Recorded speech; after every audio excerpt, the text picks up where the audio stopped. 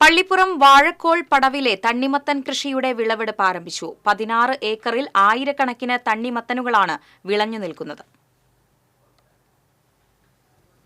പള്ളിപ്പുറം ആലപ്പാട് കോൾ farming society Vazhakkol പടവിൽ 3ാം തവണയാണ് തണ്ണിമത്തൻ കൃഷി ചെയ്യുന്നത്.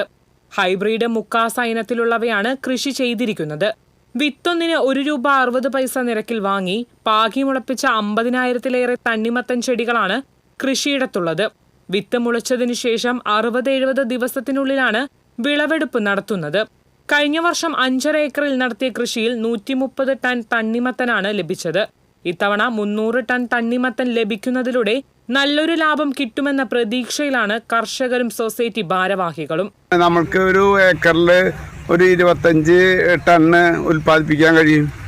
അപ്പോൾ ലാഭകരമായിട്ട് നമുക്ക് ഈ കൃഷിനെ കൊണ്ടുപോകാൻ കഴിയും. അതിനനുസരിച്ച് ചിലവുണ്ട്. നമുക്ക് നല്ല ചിലവ് വരുന്നുണ്ട്. സാധാരണ മറ്റുള്ള കൃഷിയെക്കാളിലൊക്കെ അപേക്ഷിച്ച് കുറേയും കൂടി സംഖ്യ ഏകദേശം ഒരു 1 ലക്ഷം രൂപ 1.25 ലക്ഷം രൂപയൊക്കെ ഒരു ഏക്കറിന് ചെലവ് വരും. കൂലിക്ക് പണിക്കാശടക്കം നല്ലൊരു ചെലവ് വരുന്നുണ്ട്. തണ്ണിമത്തൻ വിളവെടുപ്പിന്റെ ഉദ്ഘാടനം CC മുകുന്ദൻ MLA നിർവഹിച്ചു. റവന്യൂ മന്ത്രി K രാജൻ വിളവെടുപ്പ് ഉദ്ഘാടനം ചെയ്തു.